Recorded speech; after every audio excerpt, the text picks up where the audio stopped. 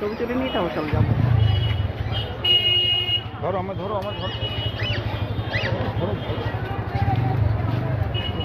আপনি এটা খাও, নাহলে তোমার খিদে পেয়ে যাবে। তাহলে বলো তো সারাদিন তুমি দেখতে পাবে